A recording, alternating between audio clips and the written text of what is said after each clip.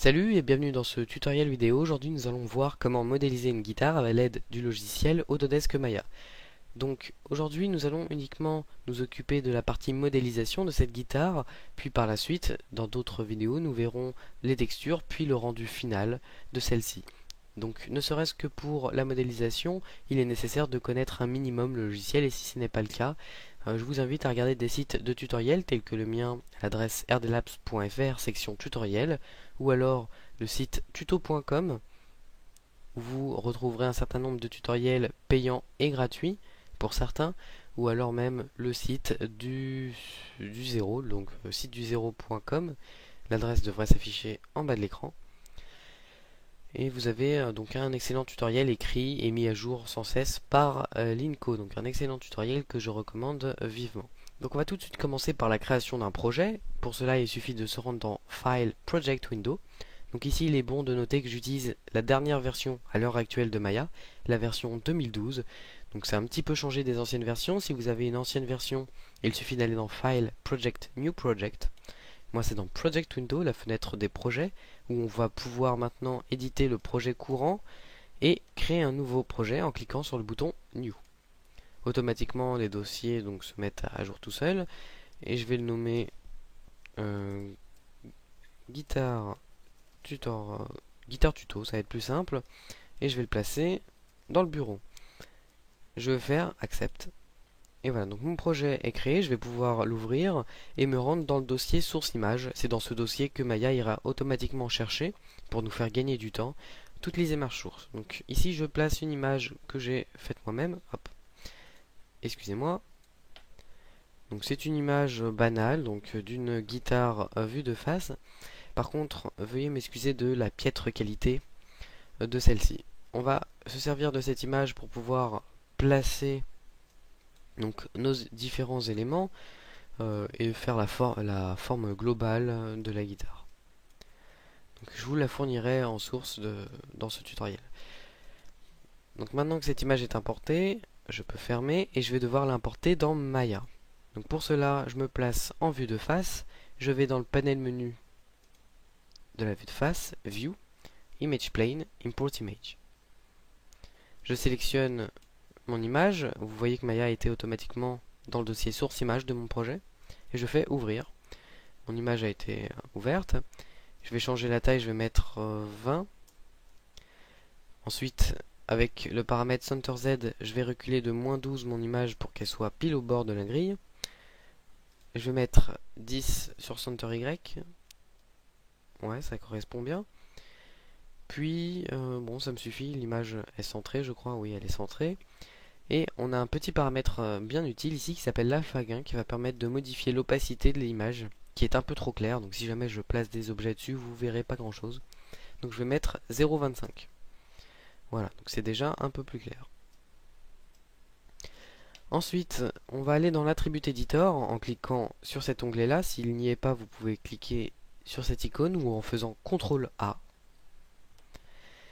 Et vous avez ici le paramètre display qui va nous permettre de régler où entre guillemets va s'afficher l'image de référence.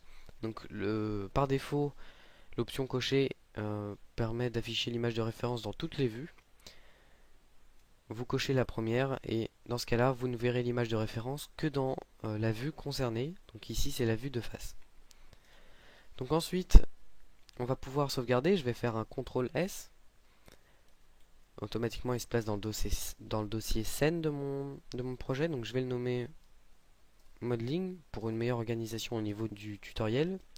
Donc je fais ça pour vous. Je ferai un fichier modeling, pardon, où on fera uniquement la modélisation, puis un dossier donc rendering, etc., etc. Donc je fais save as et mon dossier est créé. Ensuite, la dernière étape avant de commencer, c'est de préparer un shelf spécifiquement pour nous. Ici donc on a le shelf polygone avec plusieurs fonctions. Bon, il y a des fonctions qu'on ne va pas utiliser, certaines qui ne sont pas là. Donc plutôt que de le modifier, on va créer le nôtre en cliquant ici, New Shelf, et je vais le nommer Shelf Tuto. Voilà, mon shelf est créé, je vais pouvoir ajouter les fonctions primordiales qu'on va tout le temps utiliser. Donc Edit Delete by type historique qui sert à supprimer l'historique d'un objet. Ctrl Shift pour le rajouter. Modifie center pivot pour recentrer le point de pivot d'un objet au centre. Freeze transformation pour remettre les paramètres de la caméra, de la channel box, pardon, à 0. Voilà. Donc je vais pouvoir, donc maintenant que notre shelf est créé, on va pouvoir commencer et je vais créer un cube. Donc pour cela, Shift clic droit, Polycube. J'appuie sur 5 pour passer en mode Shaded. Je le grossis un peu par la même occasion. Je le mets aux proportions de mon image. Comme ceci. Donc c'est pas grave si, en tout cas pour le début, ça suit pas vraiment l'image. Ensuite on va aller dans la channel box, dans les inputs, et on va ajouter 6 divisions au niveau de la largeur, et 10 au niveau de la hauteur. Comme ceci. Puis maintenant on a assez de divisions, assez de vertex pour pouvoir adapter notre cube à la forme de notre guitare. Donc je vais prendre les vertex et je vais pouvoir commencer. Donc déjà je vais prendre tout cela et je vais scaler comme ceci, seulement sur l'axe X, attention avec l'outil échelle, sinon vous allez avoir des problèmes. Faites attention, hein. Donc voilà. Donc j'appuie sur CTRL pour désélectionner. Voilà, donc je vais prendre uniquement cela et je vais continuer.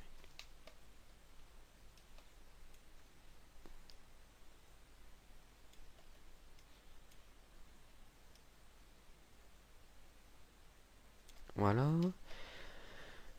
Ici, pareil.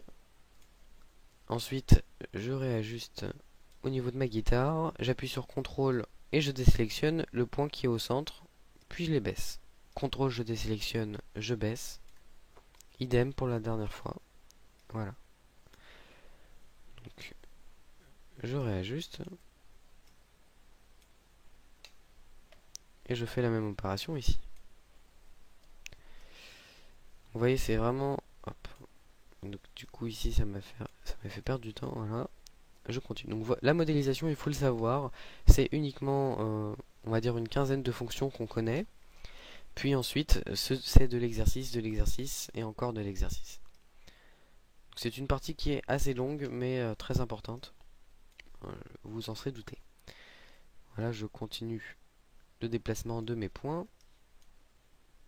Et ici, ça va être la même opération que tout en haut. Je prends l'outil Move, je vais juste snapper sur la grille pour m'assurer que la guitare sera au sol. Donc j'appuie sur X, voilà, et je change l'échelle. Voilà. Je fais CTRL, je désélectionne, je monte. CTRL, je désélectionne, je monte. CTRL, je désélectionne, je monte. Voilà, je vais juste baisser ces deux-là, comme ceci. Donc voilà, on a déjà la forme globale de notre guitare et la seule chose qu'on a fait c'est modifier les points. Donc vous voyez, c'est assez rapide et assez simple. Donc là je pense que tout le monde sera d'accord avec moi pour dire que la guitare est un peu trop épaisse. Donc je vais juste changer ce niveau-là, donc l'épaisseur. Je pense que ça correspond un peu à ça. De toute façon, quand on va lisser, ça va s'épaissir un petit peu. Donc justement, pour lisser, il suffit d'appuyer sur la touche 3 du pavé numérique pour activer le Smooth Preview. Donc voilà, donc bon, dans l'ensemble, ça commence à prendre forme, seulement les bords sont trop lisses, pas assez durs. Donc on va les durcir, et pour cela, la première étape, ça va être de sélectionner les edges qui sont au bord. Donc vous pouvez le faire de manière traditionnelle, c'est-à-dire en sélectionnant les edges et en sélectionnant ici tout le tour, donc ça peut être assez fastidieux. Moi je préfère prendre les vertex et désélectionner ceux qui sont au centre. C'est une manière un peu plus simple, je trouve. Voilà. Donc ici on a tous les vertex qui sont sur le côté de sélectionner. Voilà, comme ceci, je vérifie juste que j'en ai pas oublié. Donc vous pouvez appuyer sur 4 pour repasser en mode wireframe et bien voir si vous avez sélectionné tous les points. Puis on va utiliser une fonction, on va dire une fonction. C'est pas vraiment une fonction, mais un outil qui va nous permettre de sélectionner tous les edges qui sont passés sur ces vertex. Donc pour cela, vous faites CTRL, clic droit, to edges, to contained edges. Et voilà. D'ailleurs, on peut voir que j'ai sélectionné des edges en trop. Vous pouvez toujours les désélectionner avec CTRL. Et ceux qui sont ici aussi. Voilà, donc vous pouvez toujours appuyer sur 4. Voilà, est-ce qu'on a tout bien sélectionné? Donc c'est pas forcément évident de voir toujours. Donc, et ici, on va pouvoir appliquer notre fonction bevel. Pour cela, on se place dans le menu Polygone, Edit Mesh, Bevel. On va le rajouter dans notre shelf, CTRL-SHIFT, et on clique dessus. Donc là, ce qu'on va pouvoir faire, c'est aller dans les inputs, dans la channel box. On va mettre 2 segments, et on va réduire l'offset à 0,1. Voilà, donc déjà, ici, bon, ça change pas grand-chose à ce niveau-là. Mais par contre, si j'appuie sur 3, tout de suite, on aura quelque chose d'un peu plus correct. Et comme je vous avais dit, on a donc la bonne épaisseur de la guitare. Maintenant qu'on a lissé, il faut juste s'assurer que ça correspond toujours à l'image de référence. Alors ici, ma peur était justifiée étant donné que, hop, voilà, c'était pas correct. Voilà, bon. Dans l'ensemble, c'est global, je vais laisser comme ça, mais vous pouvez suivre, si vous voulez, au pixel près, bien que ça ne serve pas grand-chose, l'image de référence. Donc maintenant que tout ceci est fait, on va pouvoir s'occuper du trou. Pour cela, en fait, ce que je vais faire, c'est que je vais prendre les 4 faces de devant, et je vais les supprimer. Donc faites attention à ne pas supprimer celle de derrière, sinon vous allez avoir 2 trous. Et voilà, donc ici j'ai mon trou. Donc je clique ici, hop. Et il me suffit juste de l'ajuster. Alors pour cela, je vais prendre les 3 vertex qui sont ici. Faites toujours attention à ne prendre que les vertex de devant. Alors je laisse la vue ici pour m'assurer que ce soit le cas. Hop. Et je baisse, hein, comme ceci.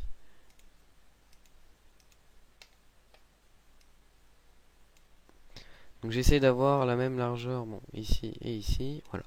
Ensuite, je sélectionne les points, je vous montre qui sont ici, les 4 extrémités on va dire, et je les scale entre eux, voilà, comme ceci. Donc là je commence déjà à avoir une forme, on va dire, ronde, pour le moment.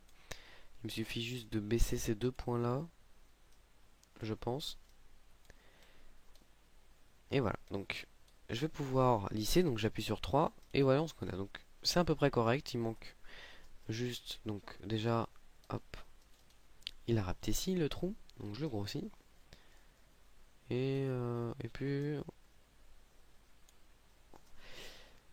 puis non, c'est correct. Voilà, donc on a déjà la forme du trou qui est faite. Donc vous pouvez bien sûr vous assurer que vous avez une forme parfaitement ronde, hein. Donc ici, il me semble que ce soit pas le cas. Bon, bref. Moi, je vais essayer comme ça me convient tout à fait. Et voilà, donc je peux faire CTRL S. Voilà, donc la dernière chose à faire avant d'avoir terminé avec la petite partie de la caisse, c'est de rajouter une petite épaisseur ici. Puisque bon, pour l'instant, la guitare est en carton, donc je vais la prendre. J'appuie sur 1 pour enlever, pour annuler le lissage, on va dire. Et je vais aller dans Edit Mesh, Extrude. Évidemment, je le rajoute dans mon shelf avec CTRL-SHIFT. Et avec le bouton central de la souris, je le déplace. Donc ici, je vais prendre toutes les faces. Et je vais faire un extrude à l'intérieur. Voilà, comme ceci.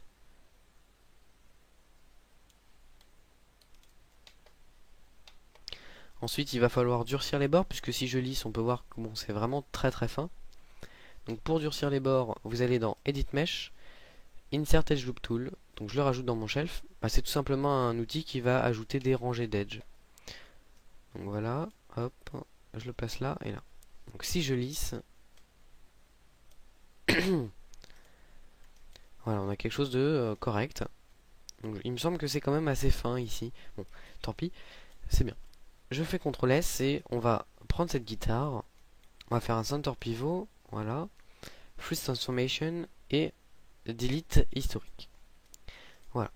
CTRL S encore une fois et on va pouvoir continuer. Je vais juste prendre cet ancien cube et le renommer définitivement en caisse.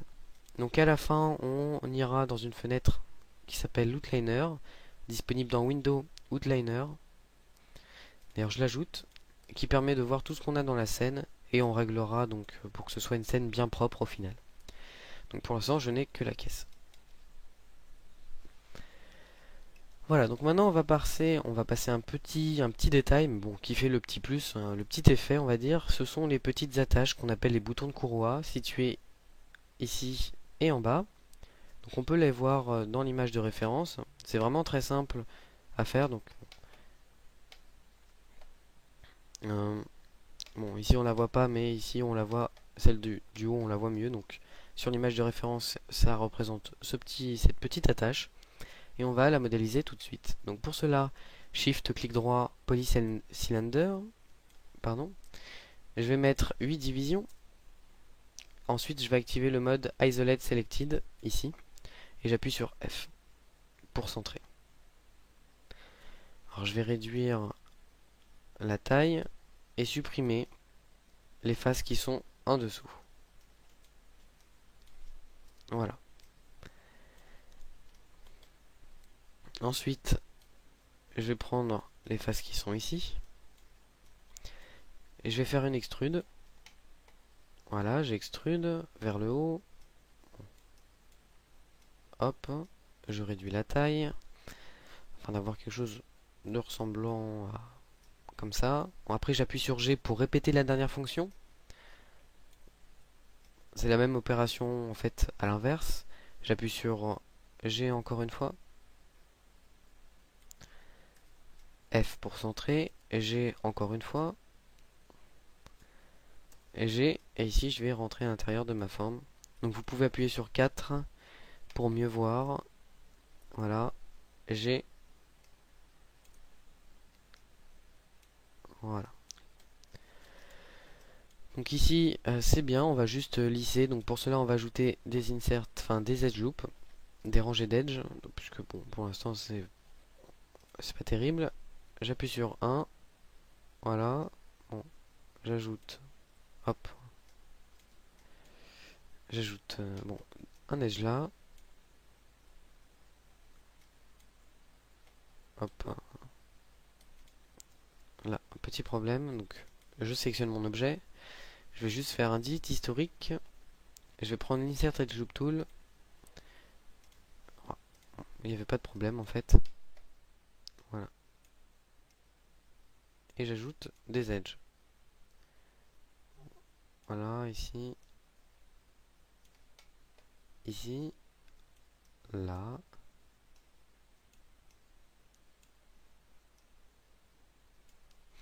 Donc évidemment, plus les edges seront proches des bords, plus ce sera dur, hein. Donc ça, c'est à vous de régler ça. Et voilà.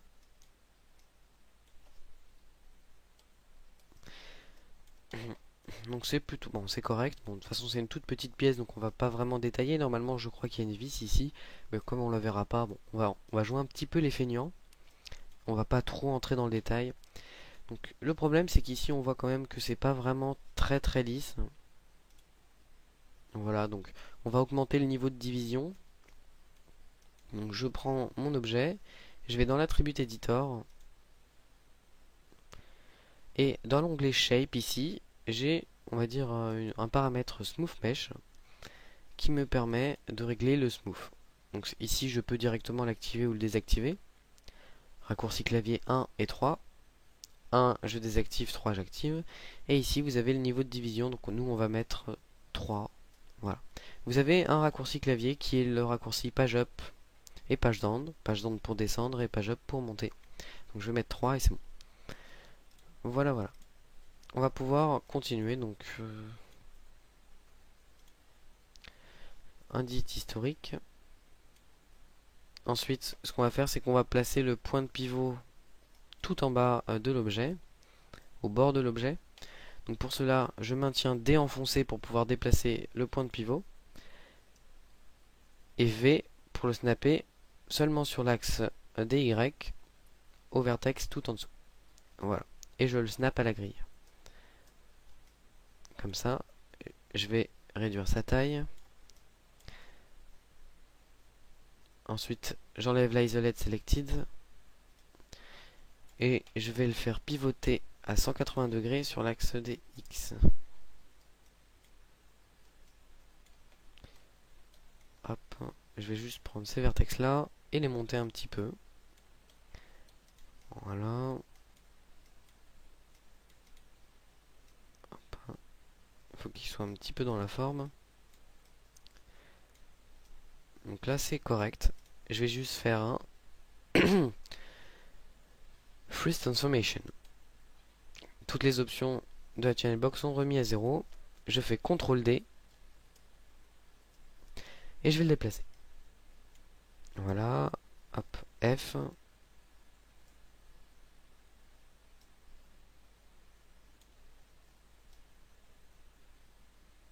Voilà. Donc on peut voir qu'il n'est pas très gros. Je vais le grossir. Donc ici on peut voir que je vais mettre 1.5. Voilà. Je fais Freeze Transformation. Hop. Excusez-moi. Je prends celui du bas. Je mets 1.5 également. Ça me semble un peu gros, 1.5. Bon, on va tester. Au pire, on fera CTRL Z. Hein. Ou au pire, on peut tout simplement réduire celle-ci. Je sais pas s'ils sont forcément de la même taille. Bon. Dans le doute, on va faire comme ça. Et voilà, donc mes boutons de courroie sont créés. Donc je vais les prendre tous les deux. Et hop. Et je vais les grouper entre eux. Donc je vais faire CTRL G. Center Pivot. Et je vais les nommer attache. Voilà.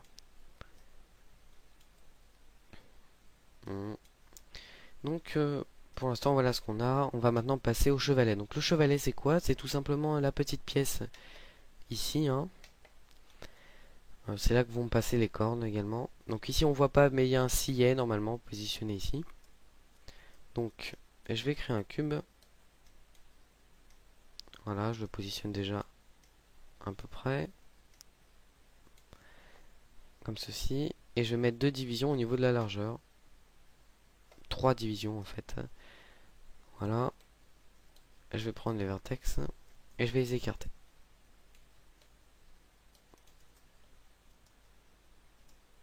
Hop. Voilà, je le positionne. Donc on peut voir qu'il y a un décalage sur la gauche et la droite. Bon, c'est pas très grave.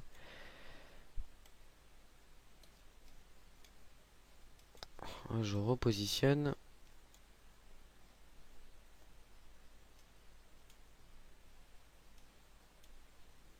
Voilà, j'écarte. Ensuite, ce qu'on va faire, c'est qu'on va prendre la face qui est ici. On va faire Shift, clic droit, Extrude Face. Vous pouvez aussi utiliser le raccourci qu'on avait mis dans le shelf. Donc la plupart des fonctions qu'on va utiliser seront disponibles en faisant Shift, clic droit. Ah, j'étais allé un peu loin. Voilà.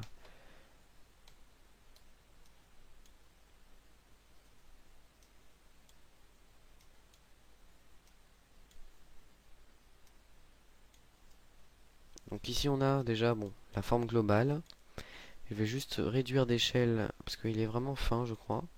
Ah, et on va pouvoir le lisser. Donc je vais supprimer les faces qui sont en bas.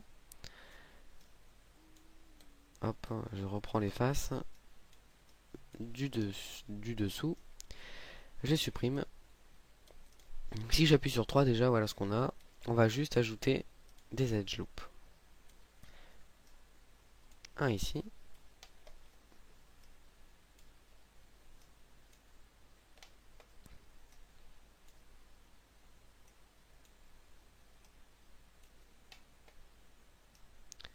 Et voilà. Ah, il nous en manque un ici. Voilà, vers le haut. Et évidemment, j'ai oublié ce qui était ici. Donc, un edge là et un edge ici. Voilà. J'appuie sur 3 et ma pièce devrait être correctement lissée. Je peux la placer. Voilà. Je fais Freeze Transformation, Center Pivot, Delete historique. Et je vais le nommer chevalet support. Donc je commence à renommer déjà bon, les pièces, comme ça on aura moins à faire par la suite. Voilà, donc ici j'ai mon chevalet, on va pouvoir placer maintenant les petites pièces rondes qui sont ici, qui sont vraiment très simples à faire. On va tout simplement prendre un cube, Shift clic droit cube.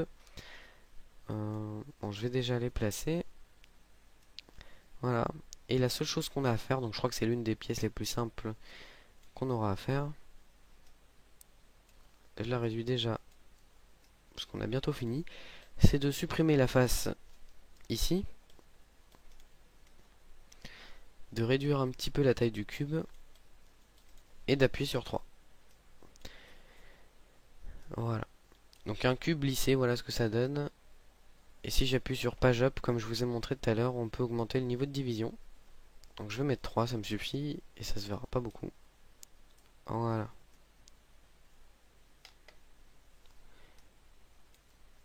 Ici. Bon, ça me semble un peu bas, mais bon. On va rester fidèle à l'image de référence. Bon, on va peut-être monter un petit peu, c'est pas grave.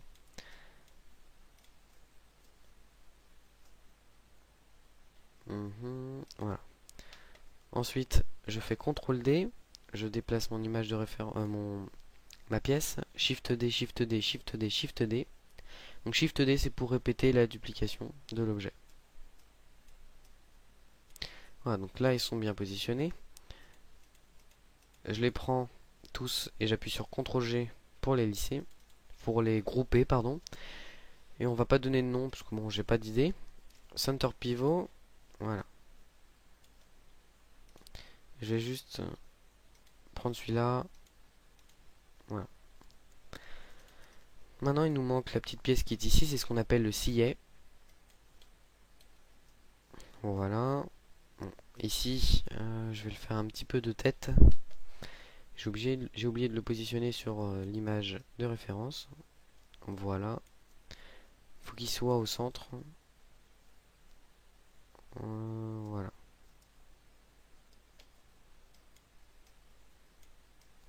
Donc pareil ici, la face de derrière, on peut la supprimer. Et hop. Excusez-moi, hop, j'ai vraiment du mal là. Hop, et je continue.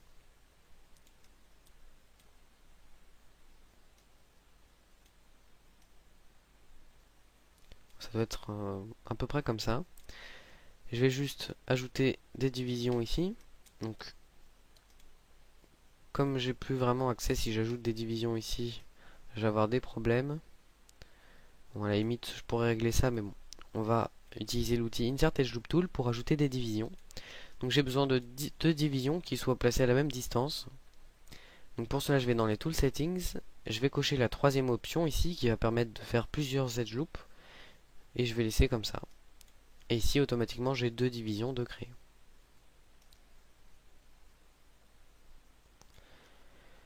Voilà, voilà, je peux continuer. Hop. Il faut prendre maintenant les bords.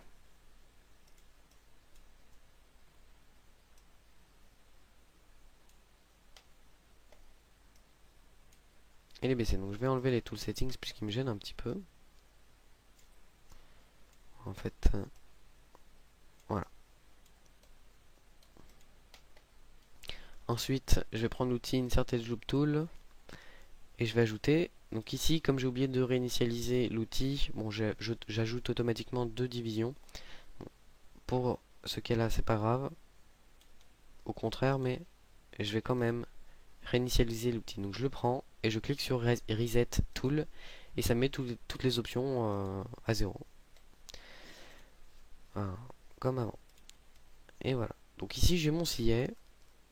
Vous voyez, c'est une pièce très simple également.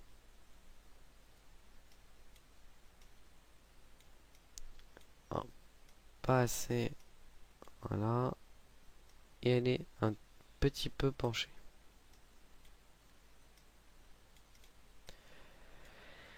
Donc voilà, on a le jeu chevalet de fait. Je vais prendre cette pièce.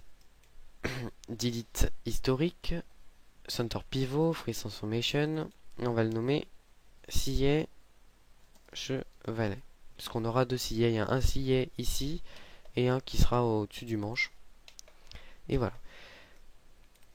Donc dorénavant, ce que je peux faire, c'est que je prends ces deux pièces.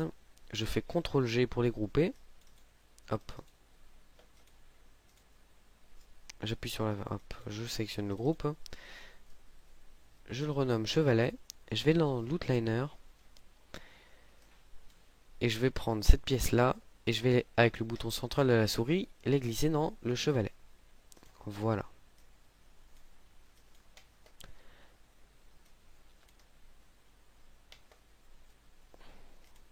Donc maintenant, qu'est-ce qui nous manque? Il nous manque donc le manche, la tête, les mécaniques, la petite décoration située ici et bien entendu les cordes. Donc on va commencer tout de suite par le manche, mais avant cela, on va faire un petit CTRL S, donc c'est essentiel. N'oubliez pas le CTRL S, hein, si jamais votre ordinateur plante, une panne de courant ou quoi que ce soit, vous perdez des heures de travail. Donc ici, c'est pas vraiment important, même si c'est embêtant quand même de devoir recommencer. Donc on va, pour le manche, créer un cube. Shift clic droit, polycube. Et se placer. Donc on va tout de suite ajouter des divisions. Au niveau de la largeur, je crois qu'on va en mettre 4. Voilà, comme ceci. Hop. Et je vais pouvoir les placer. Donc je vais prendre directement les vertex. Ça va être plus simple. Donc ici, comme c'est pas la même, on va dire que l'image n'est pas très bien centrée, il faut que vous utilisiez un côté pour vous référer. Donc moi je vais prendre celui de gauche.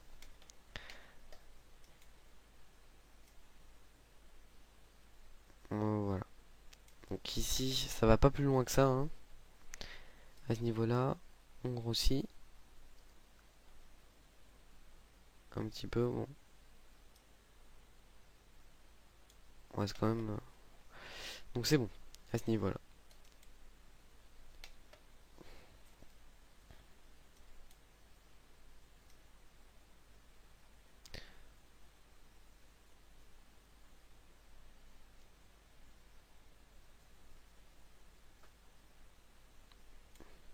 Donc d'ailleurs, j'en profite. En fait, j'ai confondu cette pièce avec une autre.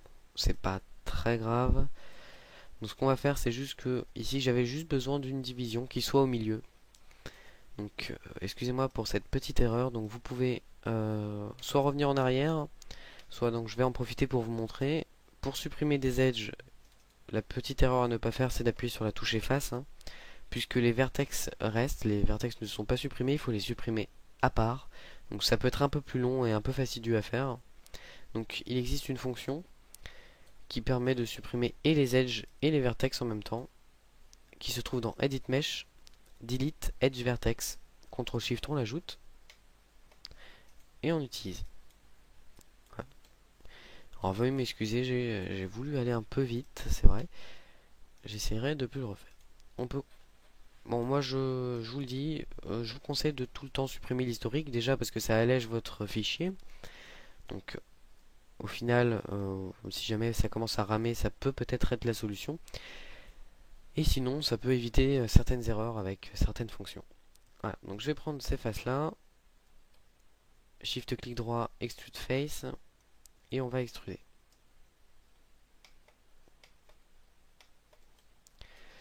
Et voilà, donc bon, j'étais un peu loin.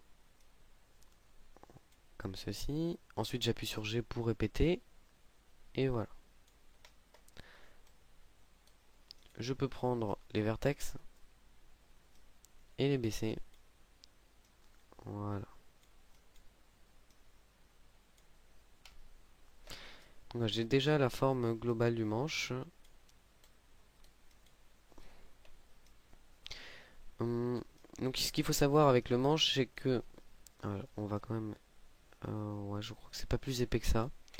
Ce qu'il faut savoir avec le manche, c'est que bon, forcément le dessus, enfin le devant sera complètement plat, mais le derrière, au niveau du dos du manche, sera arrondi et au niveau de la tête, ce sera également plat. Donc ça va être la petite difficulté.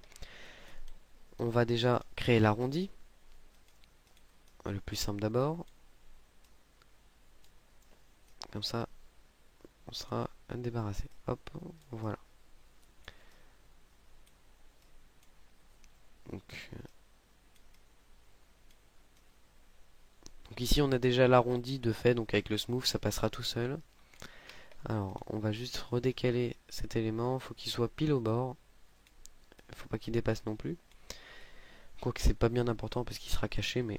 Donc si je lisse déjà, qu'est-ce qu'on a? Bon, c'est pas top top. Donc on va prendre ça, on va aller en Isolate Selected, on va prendre les faces du bas, et on les supprime. Donc si je lisse déjà, ça commence à être mieux. Ensuite, je vais ajouter une division sur le haut. Voilà. Et sur le devant. Donc je vais augmenter le niveau de division, je vais le mettre à 3. Voilà. Et je vais ajouter des edge loops ici. Mais pas en bas pour le moment. Alors, vous allez voir pourquoi.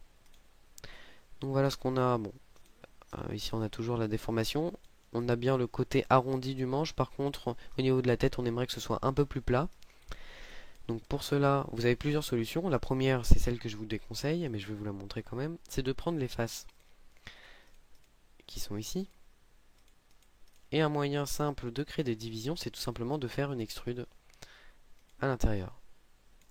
Alors seulement le problème, c'est que bon, ici déjà, ça va être un peu dur. Bon, vous pouvez toujours tenter de scaler, mais ça va être compliqué. Bon, il va falloir régler les vertex. Par contre, si jamais vous arrivez à le faire, au final, vous aurez le résultat souhaité. Déjà, si on regarde, on a quelque chose de plutôt correct, entre guillemets. Donc, je vais revenir en arrière. Et moi, ce que je vais faire, c'est que je vais prendre les faces également. On va faire un bevel. Donc, pourquoi je prends les faces? Pour sélectionner les edges qui sont autour. Donc, on va utiliser la même technique que tout à l'heure. CTRL, clic droit, to edges, to edges, to edge. Donc, je prends les edges et je désélectionne celles qui sont au centre. Voilà. Et maintenant, je peux faire mon bevel. Alors, le bevel, ça va créer des erreurs qu'on va corriger. Voilà, on laisse une division. Donc ici, je vérifie juste. Voilà, c'est bon. Le problème, c'est qu'ici, on va avoir des triangles, c'est-à-dire des polygones à 3 côtés. Et en général, en modélisation, on n'aime pas trop, on adore avoir des quads, c'est-à-dire des polygones à 4 côtés. Donc si je lisse, on va forcément avoir quelque chose de bof bof, c'est normal. Donc on va régler ce problème de triangle tout de suite. Donc on va utiliser ce qu'on appelle la fonction merge. C'est une fonction qui va permettre de souder les vertex. Donc edit mesh. Vous avez la fonction merge directement ou un outil qui s'appelle le merge vertex tool. On va ajouter les deux. Et le merge vertex tool, c'est tout simplement un outil qui permet de prendre un vertex et de le souder. Ben, c'est un peu plus, on va dire, c'est tout simplement la manière de le faire qui change. Le résultat est le même. Donc je sélectionne un vertex, je le soude à l'autre. Voilà. Donc ici j'ai des polygones à 4 côtés. Voilà. Donc c'est bon. Si je lisse, on a toujours le problème ici. Donc on va juste ajouter une division, c'est-à-dire un edge loop. Donc, si je le rajoute trop près, on aura ici une petite bosse, pas très belle. Donc ce qu'on va faire, c'est qu'on va le rajouter un petit peu plus bas. Et ici on a pile l'effet souhaité. Par contre, ça agit pas trop. Donc il nous suffit de prendre les vertex qui sont ici et de les monter tout simplement.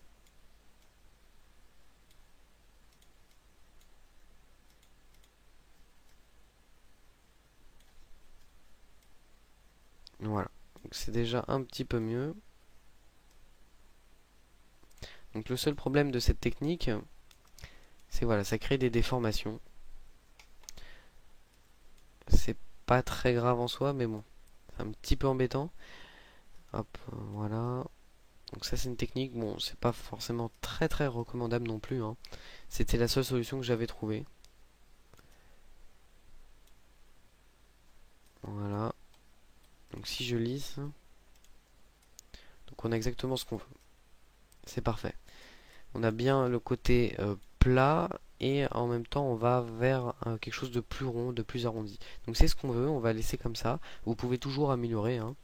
Et on va faire la suite. Donc on va ajouter un edge ici et on va prendre les faces.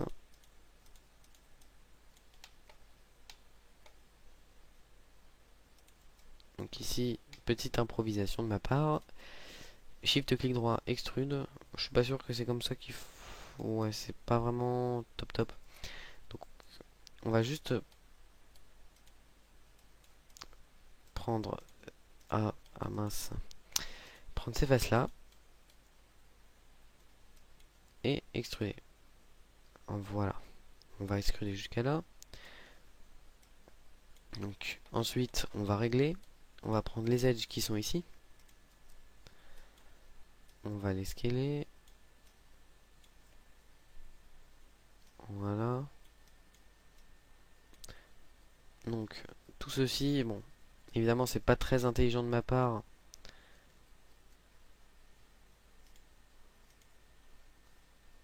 Voilà, donc ce que je vais faire, c'est que je vais tout simplement ajouter une division.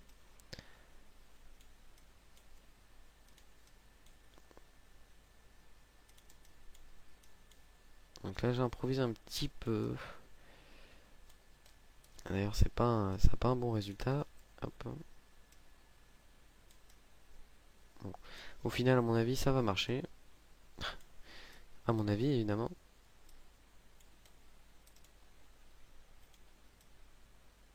Donc ici le problème c'est que ça crée des nouvelles faces. On les supprime et on lisse. Alors là, bon, au niveau du maillage c'est pas très beau, donc on va essayer de régler ça. Bon, on va essayer, c'est-à-dire on va prendre ces deux vertex là.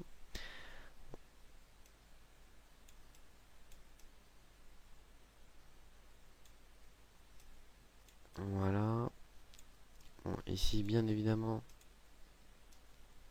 on baisse. Oui, au final ça reste correct. Je lisse et j'ai donc bien mon talon. Donc le talon c'est cette pièce là, hein. Enfin le talon c'est cette pièce là, pas forcément le mien. Et voilà. Donc, je vais baisser puisque le talon est un peu trop haut. Ça crée encore une fois. Hop. Ici, ça s'est décalé. De toute façon, vous pouvez toujours suivre l'image de référence pour vous assurer que il n'y a pas trop de problème à ce niveau-là. Et voilà.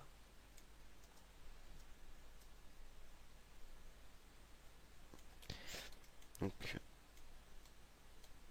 ici, je vais prendre cette rangée et je vais vous montrer un outil, puisque ici, si je lève, évidemment, on aura des déformations, comme tout à l'heure. Donc, on pourrait toujours réadapter avec l'outil échelle, donc l'outil scale. Bon, on a une fonction qui nous permet de déplacer les rangées d'edge sans déformer, on va dire, la forme. Donc, pour cela, on utilise la fonction Slide Edge Tool, disponible dans Edit Mesh, Slide Edge Tool. Et avec le bouton central de la souris, je peux glisser. Si je lisse, voilà. J'ai mon talon. Donc voilà pour ce qui est de la forme globale du manche. Donc ça s'est globalement bien passé d'ailleurs, sauf pour le talon, excusez-moi de cette petite improvisation, j'avais pas préparé, bon, je voulais faire quelque chose de... Enfin bref, c'était pas comme ça que je devais partir, mais bon.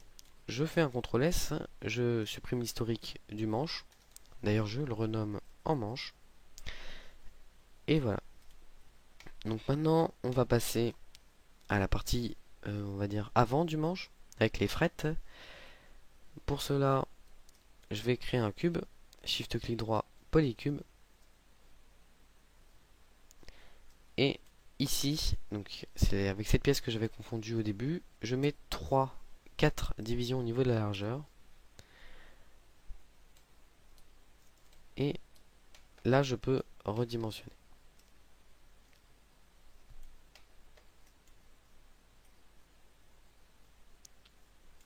Alors ici, il faut que je parte assez loin. Voilà.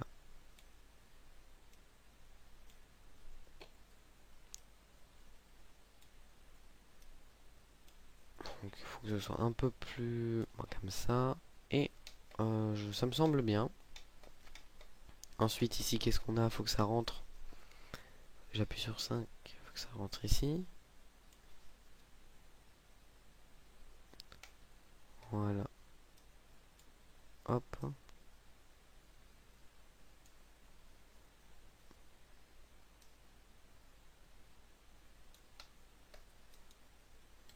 D'ailleurs, je vais monter un petit peu la tête du manche. Voilà. En fait, je vais laisser comme ça. Pour suivre l'image. Et je vais monter ces vertex-là. Voilà. Donc c'est pas très visible. Je replace ça ici. Ça devrait être très simple normalement. Je prends les faces de derrière. Je les supprime. Ça c'est bien plus fin. C'est très très fin. Alors je peux le placer. Je vais regarder ce que ça donne.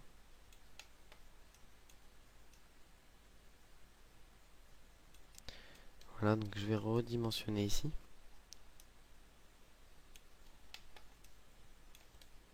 Et voilà. Globalement, ça marche.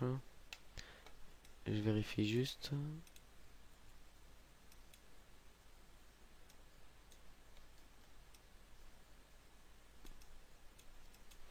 Donc qu'est-ce que ça donne pour le moment? Voilà. Donc c'est quelque chose de plutôt correct.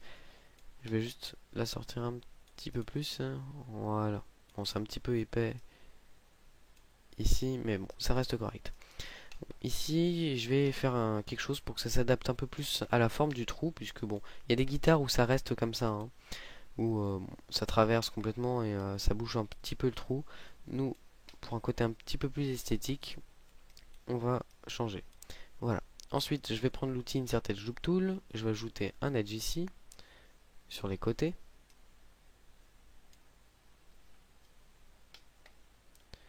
Et je vais ajouter un edge là et ici. J'appuie sur 3. Voilà, donc ça c'est. Non, ça s'est bien passé, donc voilà ce qu'on a. CTRL S. Ici je vais le renommer support, donc j'ai pas d'inspiration. Allez, support fret. Et je vais faire un delete historique. Alors il n'a pas pris en compte le fait que je renomme support fret. Et voilà. Freeze transformation. Pareil pour le manche, j'avais oublié. Et center pivot pour les deux. Maintenant, on va positionner les frettes. Donc les frettes, ce sont les petites barres de fer qu'on positionne sur le manche, qui sont ici, hein. Bon, ici, ce sont les petites barres qui sont ici, sur lesquelles on va appuyer pour produire des notes. Ou en tout cas pour changer la note. Donc, je fais Shift-clic droit, Polycube. Voilà. Alors je vais le placer en bas. On va commencer en bas.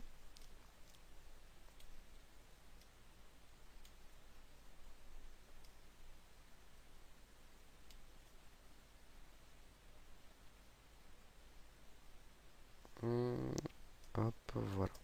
Donc, il faut que j'adapte à mon manche, hein, pas forcément à l'image de référence. Voilà. C'est assez fin. Voilà. Ensuite, width. En division width, je vais mettre 3. Afin d'avoir ici les arêtes. Voilà. Je vais prendre les edges. Donc ça ressemble un petit peu à la modélisation du CIR de tout à l'heure. Il y aura une seule étape en plus. Oh non, ça va même être plus facile. Voilà. Et ensuite, la seule chose à faire, c'est de rajouter, je crois, des edges ici. Et là, de supprimer les faces qui sont derrière. Voilà.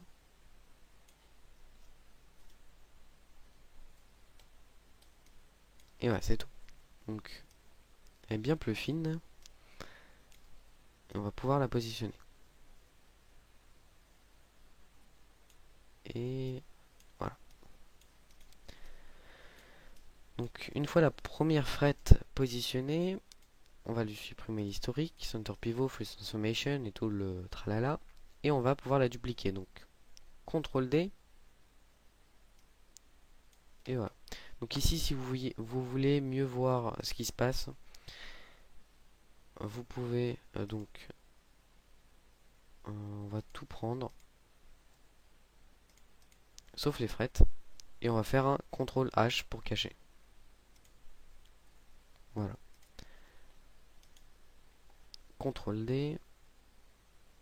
Donc après vous pouvez faire Shift D, Shift D, sauf que les frettes au fur et à mesure s'écartent. Donc il va falloir juste les déplacer un petit peu. D'ailleurs on va voir que comme le manche se resserre vers le haut, on va avoir un problème au niveau de la largeur de chaque frette qu'on va régler avec les déformeurs pour ceux qui connaissent. Voilà, donc je monte encore une fois. Donc c'est plus facile vers le haut puisque bon, il y en a moins et elles sont plus écartées. Donc ici les frettes c'est pour ça qu'il faut avoir une image de référence et surtout pour les frettes. Donc ensuite ce que j'aimerais c'est que je vais déjà les grouper. CTRL G, center pivot et je vais les renommer fret. Donc ça sera le groupe fret. Et donc le problème c'est que au début donc la taille est correcte, sauf qu'au fur et à mesure le manche se resserre et que donc mes frettes dépassent. Donc ce qu'il va falloir faire c'est soit redimensionner chacune des frettes, assez fastidieux, soit une solution plus simple, c'est d'utiliser les déformeurs en allant dans le menu animation, create deformers. Ici on a tout un tas de déformeurs, donc on va pas tous les voir, c'est pas un tutoriel sur des déformeurs.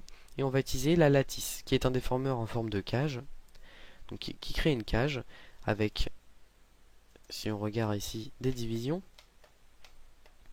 Si je fais clic droit, j'accède au lattice point, et en prenant un lattice point, je vais déformer en fait l'ensemble de l'objet. Voilà. Donc ici, il me suffit d'enlever les divisions.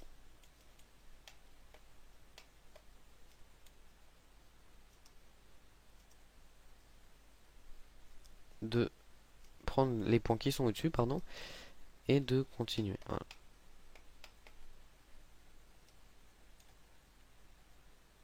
Voilà. Maintenant, je vais prendre Gliner et je vais tout réafficher. Je les sélectionne, Shift H et je les réaffiche. C'est juste pour m'assurer que voilà, donc c'est encore trop grand.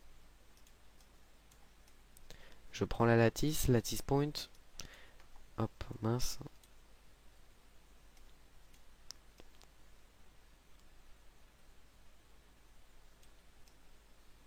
Et voilà. Donc c'est bon. Donc maintenant, on n'a pas forcément envie de garder puisque la lattice est visible. Hein. On aura toujours notre cage de visible. Donc pour la supprimer, il suffit de sélectionner le groupe. Donc pour cela, je sélectionne une frette. J'appuie sur la touche haut du clavier directionnel. Donc ici, j'ai sélectionné mon groupe fret et je fais un delete historique. Et la lattice disparaît automatiquement. Et je peux faire un CTRL S. Donc maintenant qu'on a les frettes, il va falloir s'occuper des dernières parties de la guitare, c'est-à-dire la décoration, qu'on fera en dernier. On aura les mécaniques et les cordes, éléments assez importants dans une guitare. Et j'ai oublié le petit sillet qui est au-dessus, qu'on va faire tout de suite. Donc on va pas dupliquer le sillet qui est en bas puisqu'il change légèrement.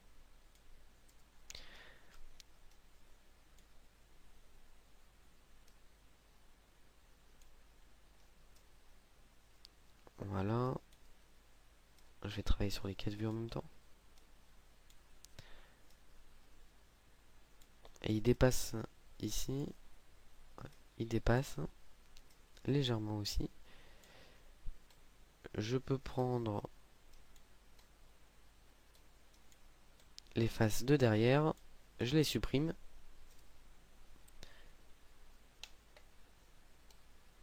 Ensuite, je prends le cube en général. Je l'adapte sur la largeur.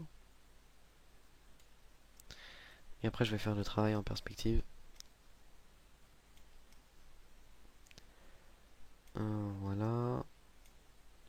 J'adapte encore.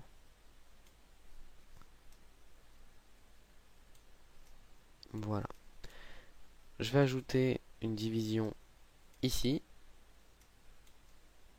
Je prends l'edge qui est là et je le baisse. Je règle tout simplement la hauteur de mon sillet, que je vais renommer d'ailleurs sillet manche. Et puis si j'appuie sur 3, donc je vais juste ajouter donc déjà d'avance une division ici, en bas et sur le côté. Voilà. Si j'appuie sur 3, qu'est-ce qu'on a? C'est ce qu'on veut, peut-être un peu trop loin. Voilà, donc on a notre sillet. Je le prends Center Pivot, Face Transformation et Delete historique, CTRL S. Donc vous voyez à quel point c'est très utile de mettre des icônes dans un shelf. Moi je me voyais pas aller à chaque fois dans Edit, Delete by Type, History. Vous voyez, ça fait gagner un temps considérable au fur et à mesure que l'on travaille. Donc voilà. Donc maintenant, on va s'occuper des mécaniques qui sont ici. Je fais un CTRL S et on va commencer. Alors, Shift, clic droit, Polycylinder, oui. On va passer en mode Isolate Selected et on va régler les options de cette Isolate Selected puisqu'au fur et à mesure on va ajouter donc des pièces. Donc, mais à chaque fois elles vont être cachées puisque je suis en mode Isolate Selected. Donc on va faire clic droit et on va indiquer en cochant Autoload New Object que chaque nouvel objet sera affiché. Voilà, c'est tout. Et j'ajoute une division ici. Je supprime les faces d'en dessous. Je prends les vertex d'au-dessus. Et je baisse. Voilà, c'est très bête ça. Voilà. J'ai fini. Je peux lisser maintenant. Voilà la première pièce, donc évidemment c'est pas fini. Ensuite, je crée un nouveau cylindre, Polycylinder. Cette fois-ci, on va mettre 8 divisions dans la tunnel box. 8 ou 6, donc moi je vais mettre 8. Ensuite, on supprime les faces d'en dessous, pardon. Hop. Je réduis la taille.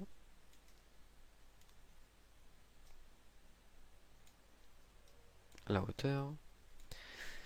Et puis voilà. Donc ici, qu'est-ce qu'on va vouloir? C'est qu'on va vouloir garder une sorte d'écrou, c'est-à-dire qu'on veut des bords durs, comme ici, hein, avec 8 côtés. Par contre, on veut que le centre soit un peu plus doux. Donc si on fait si on utilise l'outil Insert Edge Loop Tool, on va avoir un problème, c'est que les bords vont être trop durs. Enfin, ça va être difficile de régler ça au centre. Donc vous pouvez essayer, hein, c'est-à-dire que vous mettez un edge loop ici, un edge loop ici, pareil là, etc. Ou alors vous pouvez utiliser une autre fonction dans le menu Polygone, Edit Mesh, c'est l'Offset Edge Loop Tool. C'est-à-dire vous sélectionnez un edge et vous ajustez automatiquement comme ça. Bon, je vous le montre parce que c'est une petite fonction assez utile. mais c'est pas ce qu'on va utiliser. Donc, CTRL S, moi j'aime bien à chaque fois faire des CTRL S et des delete historiques. Donc on va d'abord prendre les faces qui sont ici. Je fais un extrude, une extrude, voilà. Je crois que c'est un peu plus large. J'ajoute une division ici. J'extrude à l'intérieur. Donc voilà ce qu'on a pour le moment. Donc parfait, c'est rond au centre. On va dire que l'extrude est ronde. Par contre, les bords, on veut des bords assez durs. Donc si j'ajoute, comme je vous l'ai dit, des edge loops, le problème c'est que ça va aussi durcir mon extrude. Donc on va utiliser le bevel. Donc j'ai besoin de sélectionner tous les côtés. Voilà. Donc le problème c'est que j'ai sélectionné aussi ceux qui étaient là. Donc ce qu'on va faire c'est qu'on va sélectionner seulement un edge.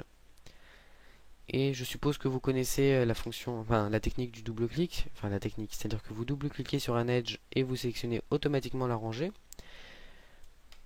Ici on aimerait me faire la même chose, mais on va dire dans un autre sens, comme ça. Donc je sélectionne un edge. Je fais CTRL, clic droit, Edge Ring Utilities, Select Edge Ring, non, To Edge Ring. Voilà. Donc voilà ce qu'on a. On a sélectionné automatiquement les edges qui étaient au bord. Et on va pouvoir faire un bevel. Donc on va mettre deux segments. Donc déjà on a des triangles, on va avoir des petites erreurs qu'on va corriger. Et on a aussi des faces qui se sont créées en dessous qu'on va supprimer. On réduit l'offset. Voilà, si je lisse, qu'est-ce qu'on a? On a n'importe quoi. Et on va pouvoir continuer. Donc,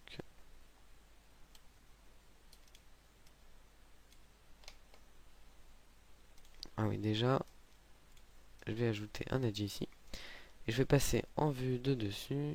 Donc, effectivement, l'Isolate Selected ne fonctionne que sur une vue.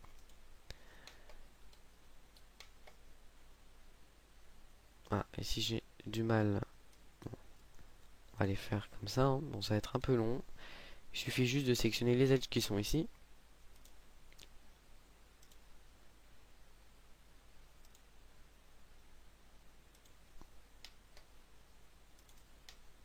Et de les supprimer.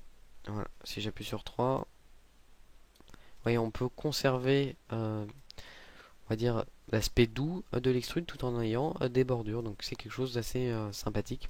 Enfin, en tout cas, qui peut être pratique.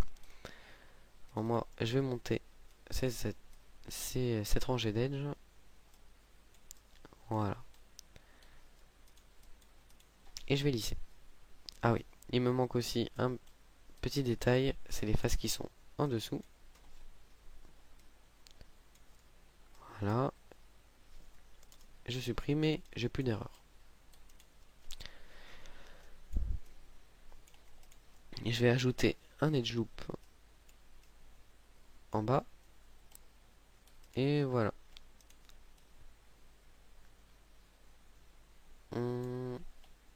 Donc je pense que c'est bon. Je vais juste réduire la taille de cette pièce-là. Et la hauteur de celle-ci, évidemment. Pas trop non plus. Donc ici, j'ai toujours eu du mal avec cette pièce-là à la paramétrer. Alors le problème, c'est... ouais.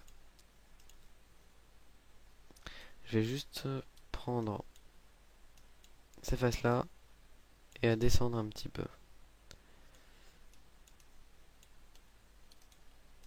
Voilà. Je fais CTRL S, je prends les deux faces, enfin les deux objets, Center Pivot, Delete Historic, Free Transformation. Alors, je fais toujours les trois d'un coup. Hein. Et je vais faire Shift clic droit, Polycylinder, 8 côtés toujours. Je réduis sa taille bien évidemment. Je le place là. Voilà. Et je vais pouvoir faire comme ça.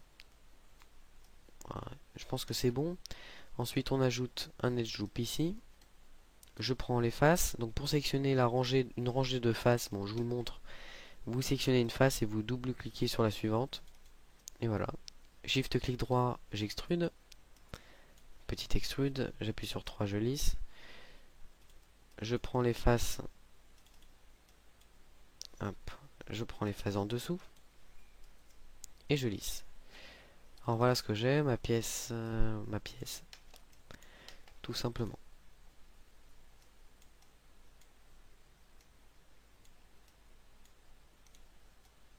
Je crois que lui il doit être un peu plus grand. Voilà. Maintenant ce qu'on va vouloir faire c'est créer un trou ici. Donc pour ce faire, on va créer un autre cylindre.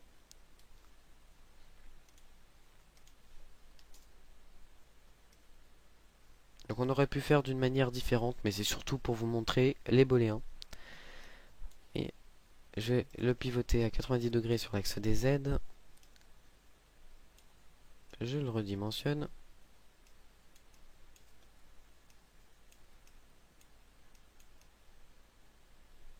Voilà. Et en fait, ce qu'on va faire, c'est qu'on va percer notre trou. Donc, avec les booléens, ce sont tout simplement des opérations qui vont nous permettre de gagner beaucoup de temps. Bon, par la même occasion, ça va nous créer des erreurs sur nos polygones, mais bon, c'est pour ça que dès qu'on peut, on évite de les utiliser. Bon, ici, je vais vous les montrer. Donc, en premier, on sélectionne la forme qui va être trouée, et en second, la forme, enfin le polygone dont le trou devra prendre la forme. La perceuse. Donc, je vais dans Mesh, booléen, différence. Voilà. Donc ici, ça a l'air correct, sauf que on a déjà des polygones avec plus de 5 côtés. Déjà les polygones à 3 côtés, c'est pas très apprécié, les triangles, mais alors les polygones à plus de 4 côtés, c'est vraiment pas bien, enfin pas bien, très peu recommandable. Déjà parce que, bon, si j'essaie d'utiliser l'outil Insert Edge Loop Tool, on peut voir que ça n'a pas fonctionné, puisqu'il ne fonctionne que sur les polygones à 4 côtés. Donc il doit s'arrêter ici. Donc je reviens en arrière et on va régler ces problèmes, puisque maintenant si je lisse, voilà ce qu'on a. Donc on a un joli trou, je sais pas, mais un trou en tout cas, pas très bien fait. Donc sous la nouvelle version de Maya, on a un nouvel outil qui s'appelle l'Interactive Split Tool, qui est une amélioration du Split Polygon Tool des anciennes versions. Donc moi je vais utiliser le Split Polygon Tool pour correspondre un peu plus, parce que je pense que tout le monde n'a pas Maya 2012. Donc peut-être que par la suite, au fur et à mesure, je l'utiliserai. Bon, bref. Donc pour utiliser, donc j'ai pas retrouvé le Split Polygon Tool dans... Ici, je l'ai pas retrouvé. J'ai peut-être mal cherché. Il ne propose que l'Interactive Split Tool. Par contre, j'ai trouvé un moyen de l'utiliser. C'est de faire Shift, clic droit, Split, Split Polygon Tool. Donc si vous n'avez pas Maya 2012, donc vous allez dans Edit Mesh, Split Polygon Tool. Et donc c'est bon. Je le prends, hop. Vous voyez, on a des petits, je sais pas ce que c'est, ça correspond. Des petites erreurs. Vite fait rattrapable. Donc ici déjà on a deux polygones à quatre côtés. On va faire la même chose ici.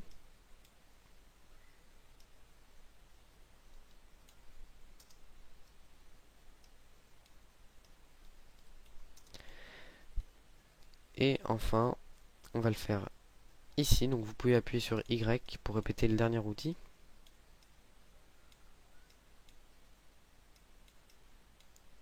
Voilà, et on rejoint les deux bords. Donc ici on n'a que des polygones à quatre côtés, sauf ici. Voilà, je continue. Donc moi, que ce soit droit, là, je m'en moque un petit peu ici. Voilà, on a bientôt fini. Voilà.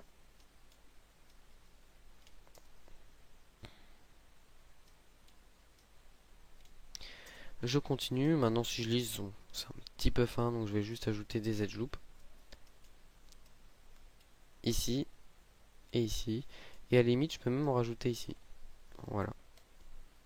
Voilà, ma pièce est terminée. Je vais tout prendre. Je vais faire un delete historique, center pivot. Je fais transformation. Je vais peut-être. Non, il me semble correct. Je vais prendre tout ça. Je vais faire un groupe, CTRL G. Alors, je donne pas de nom. Parce que j'ai vraiment pas d'inspiration là, au niveau des noms. Et je vais la placer. Donc, normalement, sur une guitare, là, je crois que la tête est un petit peu penchée. Donc, on va le faire quand même. On va tout simplement. Ah ouais, le problème, c'est que bon. Si vous voulez vraiment tourner la tête, donc ce que vous pouvez faire, c'est que vous prenez les vertex. Alors, je vais enlever la isolate selected. Et vous pivotez avec l'option rotation. Sauf que ici, on va avoir un petit défaut, puisque le point de pivot est placé au centre. Donc vous pouvez le repositionner en maintenant D enfoncé. Vous appuyez sur V et vous snappez au point le plus bas. Et vous pouvez maintenant pivoter correctement. Donc c'est très léger, hein, mais bon. Un tout petit peu plus de réalisme. Donc ça va nous rendre la tâche plus difficile pour placer ces pièces-là. Mais c'est pas grave, on est de bonne volonté. Center pivot, voilà. Alors, 90 on le pivote de 90 degrés sur l'axe des X. Voilà. Ensuite, je règle sa taille. Voilà, encore plus petit.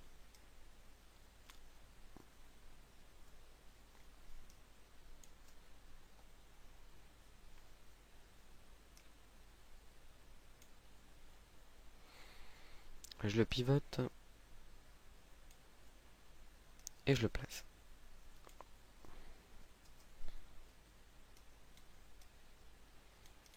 Donc qu'est-ce que ça donne?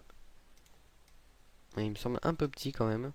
Bon, je vais le grossir un tout petit peu pour voir ce que ça donne si je le grossis. Voilà, pas trop non plus.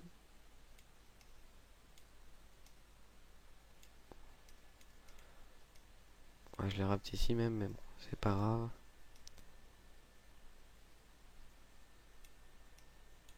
Voilà.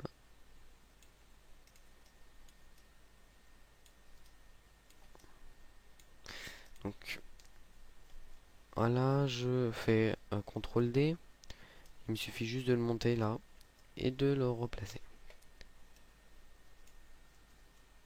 Voilà. Ouais, donc, voilà, il me suffit juste de les repositionner. D'ailleurs, on peut voir que l'angle n'était pas très bon. C'est pas grave. Donc là, je vous laisse bien.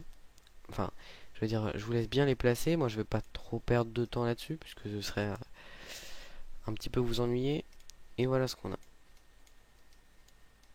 Alors, il est peut-être un peu gros. Ah oui, c'était prévisible. Bon, c'est pas grave, on va laisser. Je remodifierai par la suite. Alors, je vérifie juste si c'est. Non, en fait, c'est même correct, hein. C'est même mieux. Donc, ensuite, je vais prendre ces groupes-là. Je vais faire CTRL D.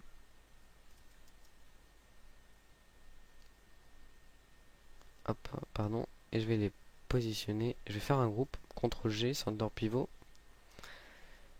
Et les positionner ici. Et voilà. Donc maintenant, il nous manque les pièces de derrière. Donc, c'est le plus fastidieux, entre guillemets. Donc, on va le faire rapidement. Alors, je passe en mode Isolate Selected. Donc, comme j'ai coché AutoLoad New Object, je peux créer un nouvel objet. Un cube.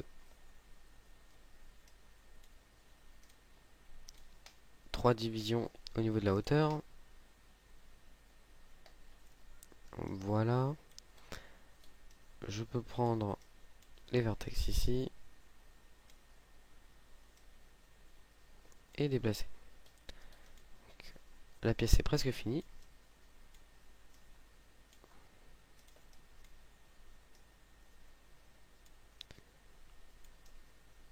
Alors je crois qu'on va prendre les pièces ici. Alors pareil, c'est comme pour le manger, improvise un petit peu. Ça fait pas de mal.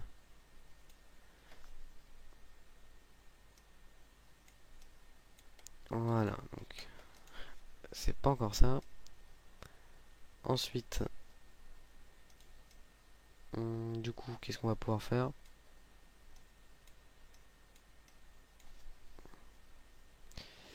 On va ajouter des divisions ici.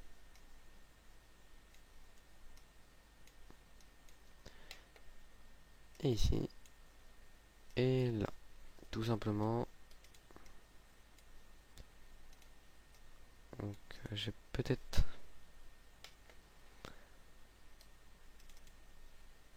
Si je la supprime, ça fait quoi? Donc,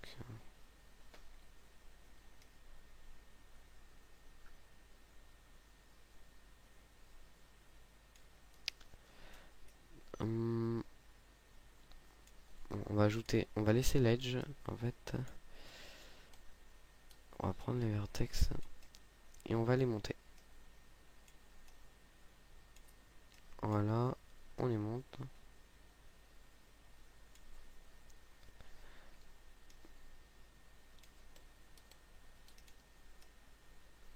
Comme ceci.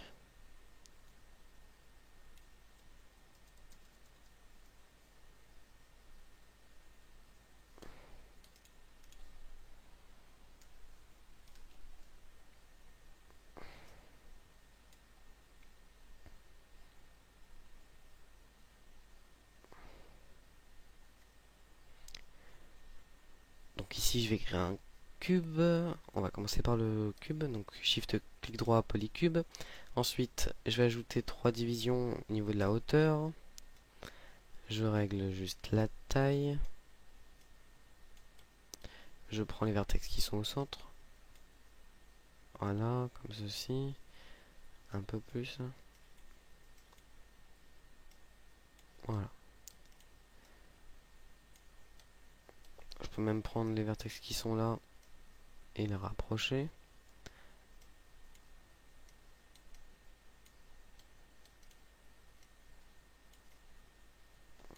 Voilà. Ensuite, je vais ajouter un edge là.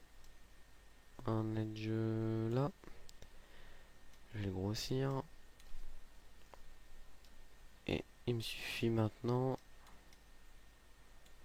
d'ajouter tranquillement. Hop, peut-être pas non plus.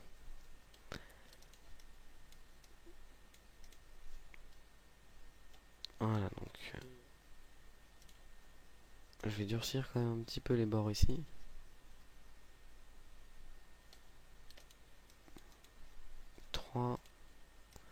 Ouais, ce qu'on a, c'est pas ça du tout. Delete Edge. Ah, c'est déjà mieux. Ensuite,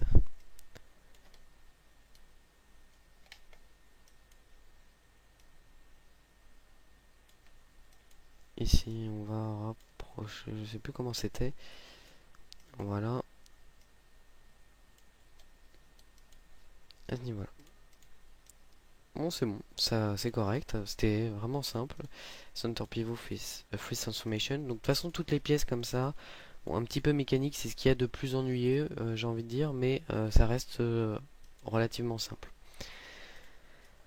Euh, Après, ça va dépendre des cas, évidemment. Ensuite, je vais prendre un cylindre. On s'en moque du nombre de divisions ici. Je vais juste le pivoter à 90 degrés sur l'axe des Z. Et je vais continuer. Voilà, je le scale. Je le place directement à l'intérieur de ma forme. Voilà.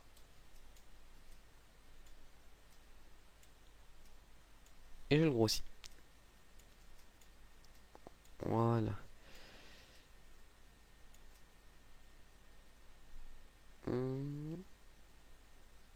Alors je sais plus si c'est vraiment long. On va laisser comme ça. Et je vais ajouter un edge ici. Ah non. Je vais prendre toutes les faces des extrémités. Et je les supprime. Comme ça, je peux directement lisser. J'ajoute un edge ici et là. Puis je puis je prends toutes les faces. Je fais une petite extrude. Voilà, shift clic droit, poly extrude. Excusez-moi d'avoir été un peu vite. J'ajoute des edges ici, là, en mince, ici. Voilà, bon, ça c'est pour le petit détail. Bon, parce qu'on va pas s'arrêter à un simple cylindre. On va aller un petit peu plus loin. Ici, je prends cette rangée de face. Shift clic droit, extrude face.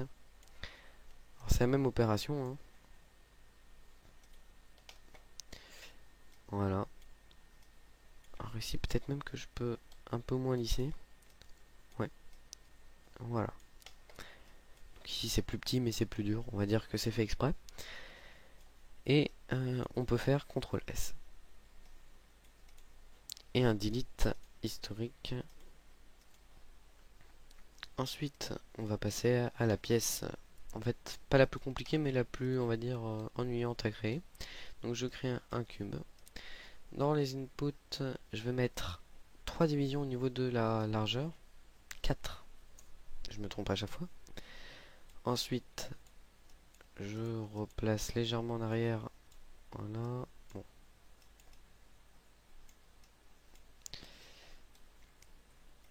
Je prends les edges ici. Je les écarte. Voilà.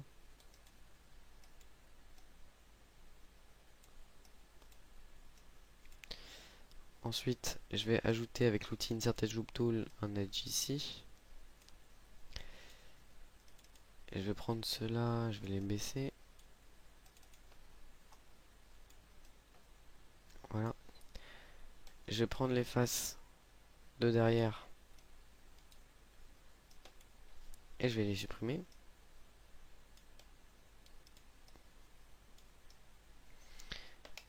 Ensuite, je vais prendre les vertex qui sont là.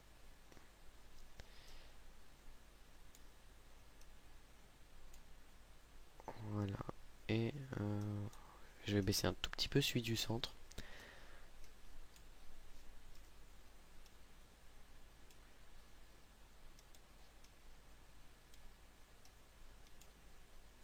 Voilà, on peut déjà ajouter des edges ici et ici. Et là.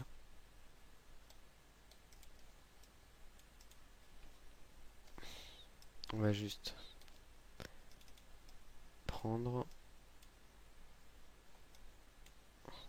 On va juste baisser ceux qui sont ici. Voilà.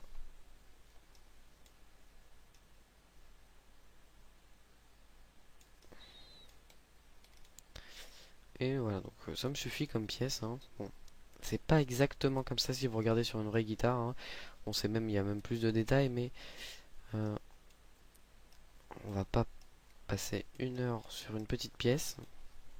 Donc maintenant, ce qu'on va faire, c'est que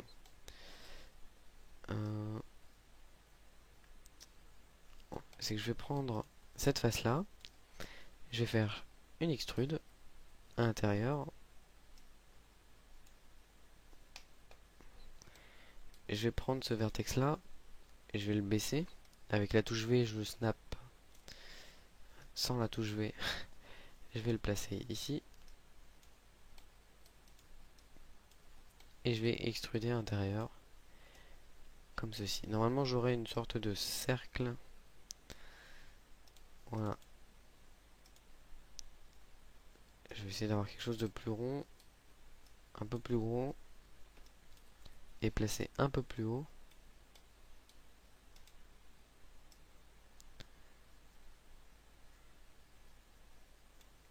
Voilà. Et je vais ajouter des edge loops ici et là. Donc ça me suffit. Ensuite on va juste augmenter le niveau de division et on va prendre toutes les pièces, first transformation, sorteur pivot, delete historique, au cas où j'en ai oublié une, même si je crois pas. Et puis ça va être bon. Alors si je liste tout, voilà ce qu'on a. Bon, c'est pas top top. Enfin, vous pouvez bien sûr augmenter les détails, hein, mais bon, ça nous suffit. On va pas essayer d'avoir quelque chose de trop détaillé. On va pouvoir prendre le tout, faire un CTRL G, on le groupe, center pivot. On va pas le nommer. Ah oui, j'étais en mode Isolate Selected, je peux le désactiver ce mode. Et je vais le placer donc. Et je vais le placer. Voilà. Je vais déjà juste réduire sa taille. Et le placer ici. Donc on peut voir que l'image de référence ici, on va pas trop s'en servir. Je vais juste pivoter sur 180 degrés. Ah, non. Je vais faire. Donc ici, on va faire un First Transformation. Et ici, le but, c'est de faire la symétrie de cet objet. Donc, on va faire un Scale -1 sur l'axe des Z. Ici. Ce qui aura pour effet de faire la symétrie. Donc, je répète, vous faites un Scale. Sur le Scale Z, vous mettez la valeur -1. Donc, voilà ce que ça fait. Ça fait la symétrie en gros. Et voilà. Ça me semble un petit peu gros quand même. Voilà. Et je peux dupliquer. Alors, avant de dupliquer, là on va quand même s'assurer. Vous voyez, l'image de référence était pas top top à ce niveau-là. Et je m'en excuse. CTRL D. Shift D. Et voilà. Alors ici, vous pouvez chipoter comme moi. Hop, je prends le groupe. CTRL D. Je m'assure d'avoir bien baissé. Shift D. Et voilà. Vous pouvez me baisser un peu plus. Augmenter un peu plus ici. La distance. Donc voilà, moi ça me convient plutôt pas mal. Ensuite, ce qu'on va faire, c'est qu'on va prendre les groupes qui sont ici. Et je vais faire un CTRL G. Donc ici, le point de pivot est automatiquement placé au centre. Donc je peux faire CTRL D. Et ici, je vais faire un Scale -1 sur l'axe des X. Voilà, comme ça on aura une symétrie de ce groupe-là.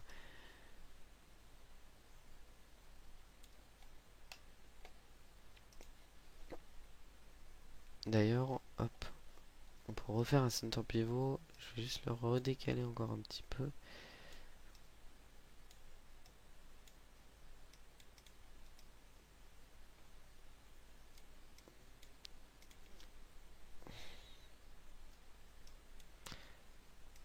Voilà. Je vais faire la même chose ici.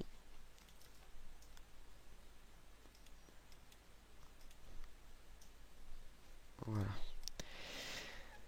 Donc c'est bon à ce niveau-là, on a fait le principal. Maintenant, avant de passer on va dire au reste, il nous manque plus que la décoration pour résumer et les cordes. Ce qui est déjà pas mal. Donc au niveau des cordes, ça va être bon, ça va être assez simple pour tout, mais bon. Donc voyons ce qu'on a dans notre outliner. Ça devrait être déjà beaucoup plus le fouillis. Voilà, on n'arrive pas trop s'y retrouver. On a des groupes, des sous-groupes. Donc déjà, on va prendre toutes les pièces qui sont là. On va prendre ces deux groupes là, on va faire Edit, Ungroup. Voilà. Ici on a encore des autres sous-groupes et on fait CTRL G. Et on va appeler mécanique. On va méca. Imaginons. Ensuite on prend ces deux groupes là. On fait Edit, Ungroup. On On fait CTRL G,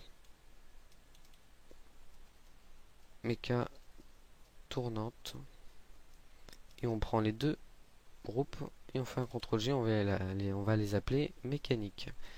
Donc c'est déjà un peu plus propre. Ensuite, ce qu'on va faire, c'est qu'on va prendre le manche, support les frettes, le sillet du manche, les mécaniques et le manche. Et on va créer un groupe qui va s'appeler manche. Manche. Et on va prendre le reste,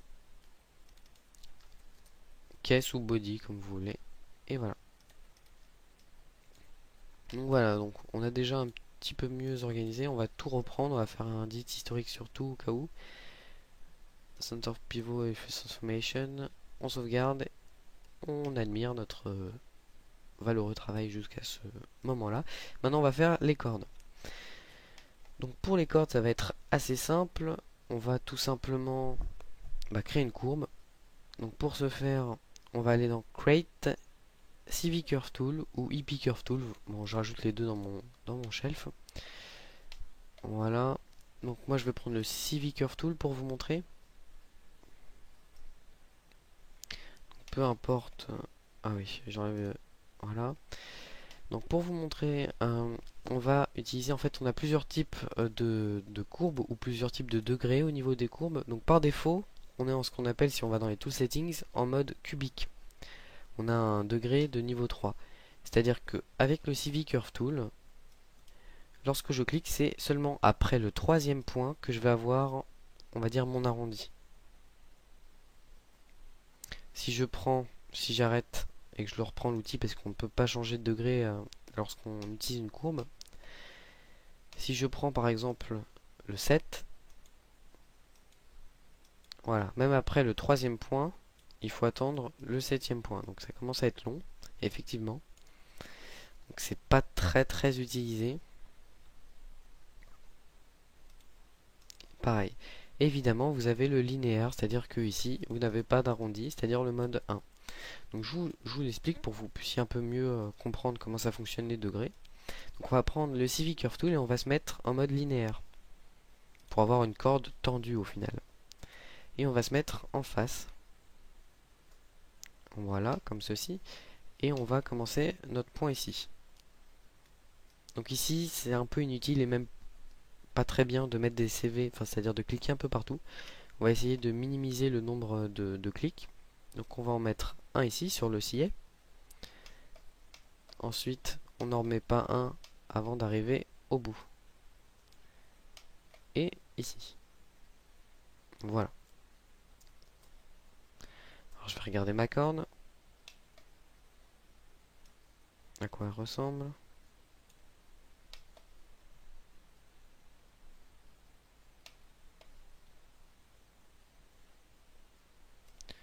Donc, normalement, eux, ils sont plus là. Voilà, comme ça. Et on va positionner. Donc, je modifie avec la touche D le point de pivot. Hop, fausse manipulation. Voilà. Et je le place ici. Je prends le contrôle vertex qui est au bout, je le baisse. Je le mets ici. Vous voyez, on a bien une corde tendue. Donc c'est ce qu'on veut. Je baisse pour que ça arrive pile au niveau du sillet. Et ici, je rebaisse encore une fois. Après, ce qu'on va vouloir, c'est que ça s'enroule autour de notre mécanique. Donc on va le faire aussi. Hein. Voilà. Mais on va le faire en deux parties. Ouais, donc notre corde a l'air pas mal pour un début. Maintenant, on va s'occuper de l'autre partie, de cette partie-là. Donc, pour ce faire, vous aurez pu très bien continuer votre courbe, sauf que vous étiez en mode linéaire, donc ça n'allait pas être terrible. Quoique après, comme on allait convertir en polygone, puis enfin bref, ça vous voyez. Ou alors, vous aurez pu tout simplement prendre une courbe classique et essayer de faire quelque chose en spirale. Bon, c'est plutôt compliqué et c'est difficile à gérer par la suite. Moi, ma méthode, c'est que on va pas s'en occuper pour le moment. On va prendre notre corde et on va s'occuper de d'aller dans le menu Create, Nerves Primitive, et on va créer tout simplement un cercle. On va tout simplement extruder d'abord notre courbe. Alors on appuie sur C et on va snapper. Ah, un petit peu de mal. Alors on appuie sur F, on va appuyer sur C, on va snapper. Ici, bon ça c'est pas très important, c'est pour que ce soit plus simple. Alors je vais diminuer quand même la taille du profil. Sinon ça va être une grosse corde. Puis je vais m'assurer qu'il y ait bien 8 sections. Voilà. Je vais prendre les deux et je vais aller dans le menu surface. Surface. Et dans les extrudes, je vais faire un reset settings. Donc, ce qu'on veut, c'est que ce soit bien en tube. On va faire la position par rapport au chemin. On veut que ce soit l'orientation par rapport au chemin. Et on va mettre en component pour que ce soit, pour éviter les erreurs. Et on va déjà voir ce que ça fait. On va faire appliquer.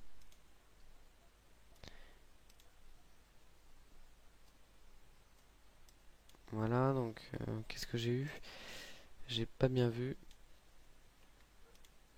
Extrude. Alors je vais recommencer, surface. Donc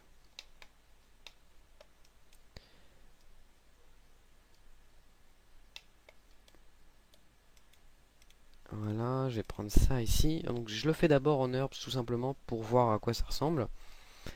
Donc edit reset settings, encore une fois, je réduis la taille. Donc je vais le faire en herbs. Voilà, add path add component, path duration. Et voilà ce qu'on a donc. On a quelque chose. En plus ça me permet de régler la taille du profil. On va le réduire un petit peu quand même. Alors pas trop, sinon la corde ne sera pas visible, donc ça me semble correct. Voilà, donc c'est correct. Puis on va tout simplement supprimer ça. Et on va recommencer l'opération en mettant l'option polygone. On va mettre des quads et on va mettre en control points. Et voilà ce qu'on aura. Donc normalement je crois qu'on a 8, tout simplement parce que comme on suit le profil, alors je crois qu'on a 8 côtés. On a donc on a bien 8 côtés, donc ça va nous arranger par la suite. Et voilà, donc on a quelque chose de... on a exactement ce qu'on voulait.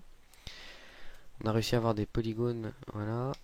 Et c'est correct. On va juste ajouter des edge loops ici, pour que lorsqu'on lisse, on garde quand même un côté un petit peu tendu, puisque par exemple ici ça passe à travers. Donc je recommence. Ah, j'ai fait un. Voilà.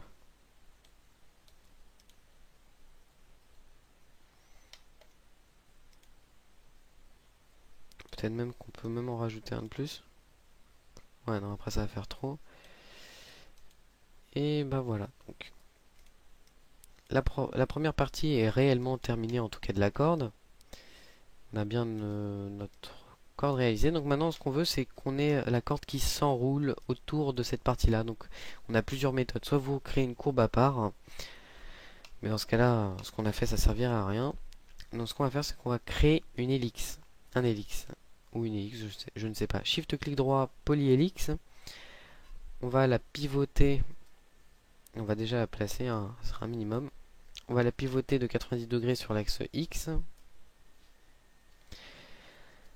Je vais faire R, échelle. Je vais aller dans les inputs. Je vais laisser le nombre de divisions à 8. Je vais baisser le radius. Je vais même exagérer pour le moment. Ouais, c'est bon là. Et c'est tout. Je vais juste repivoter pour adapter.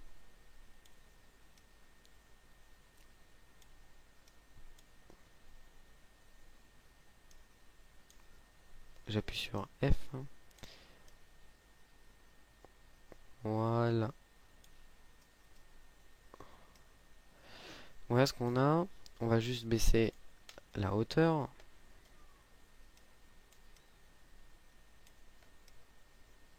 Et voilà, donc ici on va prendre les vertex qui sont ici. On va les déplacer. C'est toujours la manipulation un peu énervante au niveau de la caméra. Voilà. On pivote.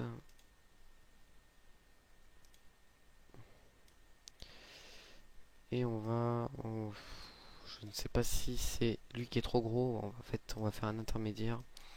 Donc ce qu'on va faire, c'est que je vais réadapter la taille, si je peux encore.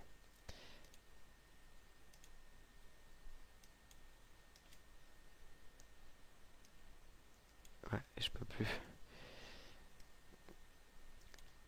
Donc, on va diminuer le radius ici.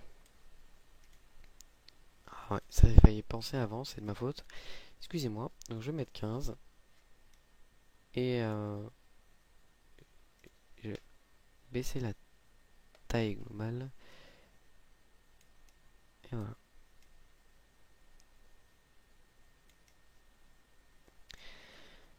Bon, c'est correct quand même, hein, mais ça aurait pu être un peu mieux si je m'y étais mieux pris. Voilà. Ensuite, ce qu'il faut faire, c'est que on va prendre les faces qui sont ici. Je ne sais pas s'il y avait des faces, non. On va prendre en tout cas cette face-là. On va la supprimer.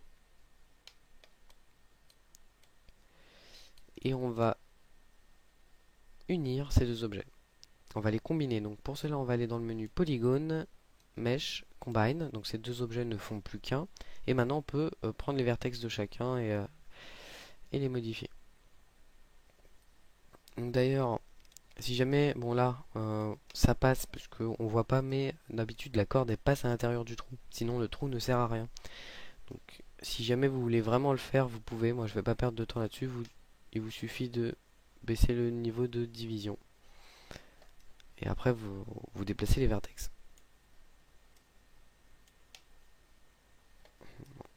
On va laisser à 15. De toute façon, trop de division c'est pas bien non plus. Donc on recommence l'opération. Je supprime la face. Je prends ça, je fais mesh. Hop, je sélectionne les deux, pardon, Mesh, Combine, et ensuite, ce que je peux faire, c'est que je prends mon Merge Vertex Tool. D'abord, je sélectionne quelques vertex et j'appuie sur F. Alors, je prends mon Merge Vertex Tool et lui, c'est lui qui va s'adapter. Ah.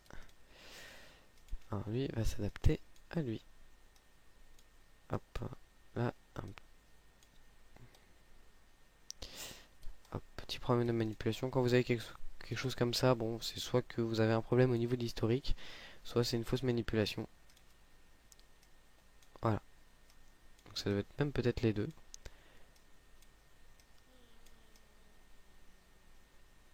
Voilà. Donc ici c'est assez dur. Donc ce qu'on va faire, c'est qu'on va faire un isolate selected.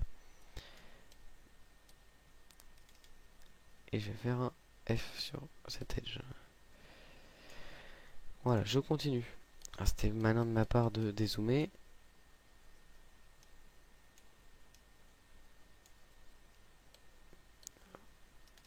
Oui, c'est la manipulation vraiment dure. Ou alors, ce qu'il faut faire, c'est qu'il faut le repivoter avant.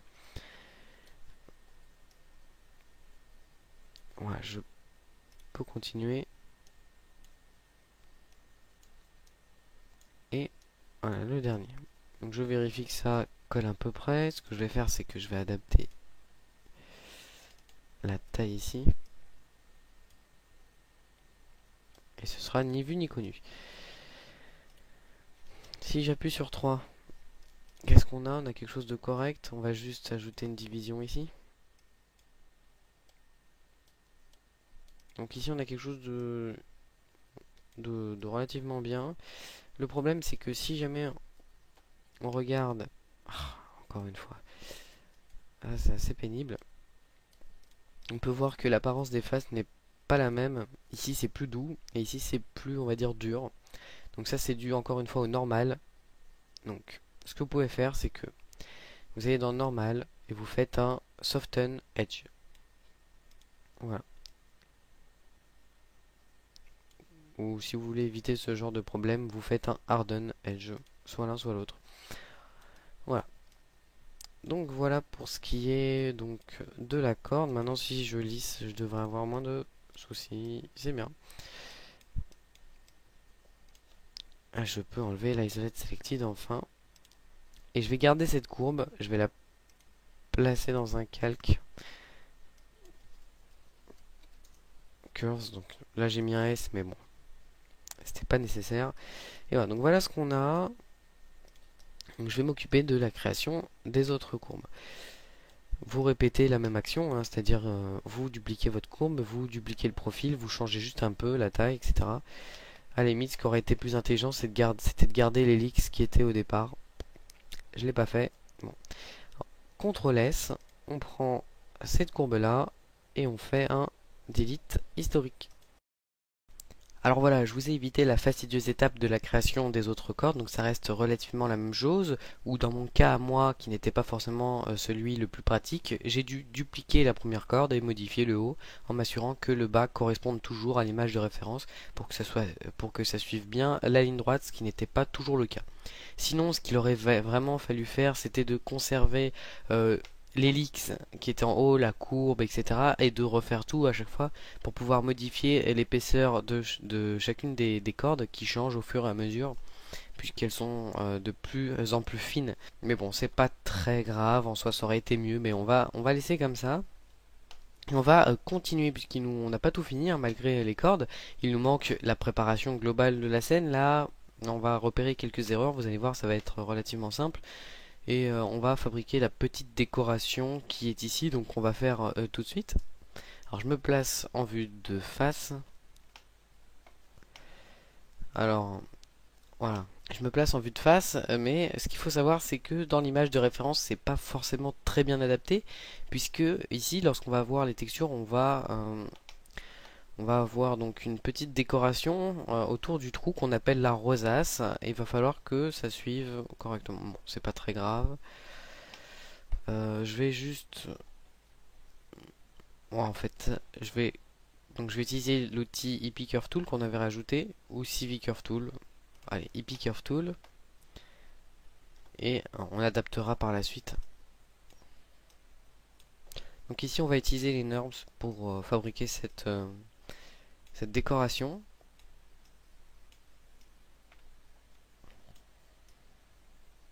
Donc c'est pour pouvoir utiliser un peu de NURBS quand même. Donc pour le dernier point, vous appuyez sur V pour snapper. Puis on va juste modifier si c'est pas très correct. Au cas où. Voilà. Voilà, ça me semble correct. En fait, l'image de référence, c'est pas très grave. On adaptera plus tard. À la limite, on pourra réadapter si jamais on a une texture. Lorsqu'on aura la texture, on pourra réadapter par la suite. Si jamais vraiment ça va pas. Donc ici, maintenant qu'on a notre courbe, on va repasser en vue de perspective. Je fais center pivot. Je l'approche. Ensuite, il va falloir fermer cette courbe. Donc, je vais dans le menu Surface, Edit Curves, Open Close Curves. Donc, ça a peut-être un petit peu modifié donc votre courbe, bon, très légèrement normalement. Donc, si jamais vraiment vous voulez quelque chose de plus propre, vous pouvez modifier. Bon, moi c'était pas vraiment nécessaire. Je vais laisser tel quel. Voilà, donc ça me suffit. Et puis maintenant que cette courbe est fermée, on va pouvoir appliquer la fonction planar qui va remplir une courbe fermée. Donc surface, planar. Et donc voilà, ma surface est faite. Je prends cette courbe là, je la duplique. Je sélectionne la première courbe et je fais surface, loft. Et voilà, donc j'ai ma surface. Donc ensuite je prends le tout. Ce que je vais faire c'est que je vais faire un delete historique. Je vais faire CTRL G. center pivot et je vais le reculer et je vais le placer correctement. Voilà, donc je crois que c'est vraiment très proche. Ouais, je vais le nommer plaque. Décoration, donc je crois on n'est pas autorisé à mettre des accents dans les noms. Donc c'est pas très grave. Donc maintenant que la plaque de décoration est créée, on va voir ce que... Hop.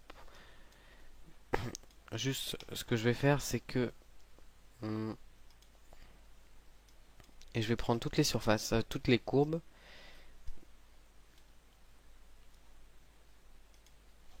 Hop, toutes les courbes, donc pas le loft. Et je vais les placer dans mon calque curves. Voilà, comme ça je les cache. Et voilà. Donc ici ça se voit pas dans la modélisation, mais avec les textures ça se verra beaucoup mieux. Ensuite, je n'oublie pas de faire un CTRL S et on va pouvoir régler les derniers petits soucis avant de modifier et de ranger notre scène entre guillemets. Alors si vous voyez pas ce que je veux dire pour les petits soucis, réfléchissez bien ou regardez le début et la fin du tuto sur les bases de la modélisation et vous comprendrez que je veux parler des normales. Évidemment ici on ne voit pas les normales, donc on a l'impression que sans vouloir faire de mauvais jeux de mots, tout est normal. Pourtant ce n'est pas le cas. Si on va dans le menu Lighting to Side Lighting et qu'on désactive cette option, évidemment on va voir que on a plusieurs objets qui sont en noir, ce qui n'est pas bon signe en général. Donc si je cache le wireframe, on peut voir qu'aussi au niveau des cordes, j'ai un petit souci. Donc ce que je vais faire, c'est que je vais prendre cette caisse là. Ah, on peut aussi voir que j'ai la plaque. D'ailleurs.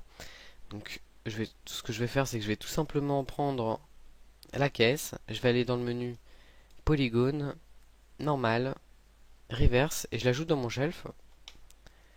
Voilà. On va le mettre là. Et je vais cliquer. Voilà. Donc les normales sont repositionnées correctement. Alors, donc le NURBS on le fera après. Ensuite, ce qu'il faut faire, c'est qu'il va falloir prendre les cordes. Et moi, en fait, ouais, donc il va falloir les prendre, les faces et changer la direction comme ça.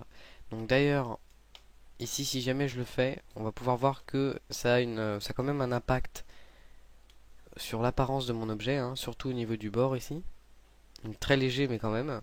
Voilà, bon, très très léger, hein.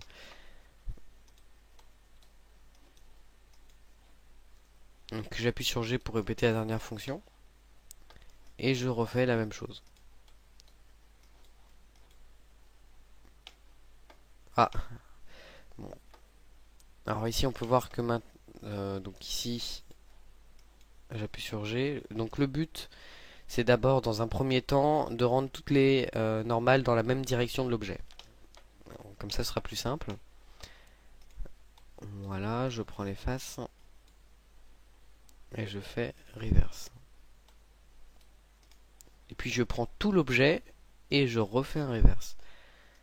Et je prends les deux. Voilà, et j'appuie sur G. Donc à ce niveau-là, c'est bon. Je peux prendre tous les objets, faire un delete historique, un freeze transformation à la limite. Et ça devrait être ok. Il nous manque plus que la plaque. Donc la plaque, vous voyez que si vous utilisez la fonction reverse, vous avez une erreur. Tout simplement parce que ça ne marche qu'avec les polygones. Avec les NURBS, c'est une autre fonction qui se trouve dans le menu surface. Donc Edit NURBS, Reverse Surface Direction. Voilà. Alors je regarde juste si dans les autres... Ouais, donc c'est bon. Donc voilà globalement, il nous reste plus que quelques modifications. Donc ce que je vais faire, c'est qu'on va juste ranger l'outliner un petit peu. Voilà, donc ici j'ai toutes mes cordes. Je fais CTRL G, Center Pivot. Je vais nommer tout ça ropes. Donc cordes. Plaque. Voilà. Ensuite, je vais faire des calques. Donc pour les calques, je vais prendre la caisse. On va dire la plaque de décoration sans les courbes ici. Donc je prends tout le bas et je vais l'ajouter dans un calque que je vais nommer Case Layer. Voilà, comme ça je pourrai la cacher facilement. Ensuite, je vais prendre les cordes et je vais les placer dans un calque que je vais nommer Ropes Layer. Voilà, que je peux cacher maintenant facilement. Et le reste, c'est-à-dire le manche, je peux le placer dans un calque aussi que je vais nommer Manche Layer. Donc je sais pas comment ça se dit en anglais, donc on va faire du franco-anglais. Voilà, donc globalement c'est bon, ça veut dire que je peux travailler facilement sur une partie globale de ma guitare sans avoir à me soucier du reste, sans avoir à ce que certains éléments me gênent. Donc voilà, maintenant que je vais tout réafficher, hein, et la dernière chose à faire, je vais réafficher l'outliner, c'est de prendre tout ça et de le mettre dans un groupe que je vais nommer guitare. Donc comme ça, ce que je pourrais faire, c'est que je pourrais l'importer dans une scène plus facilement. Alors, donc j'ai mon groupe en entier. Donc voilà, on en a fini avec la modélisation de cette guitare. Dans une prochaine vidéo, nous verrons les textures puis le rendu de cette guitare. Et j'espère que j'aurai pu vous aider dans de nombreux domaines concernant la modélisation. A bientôt!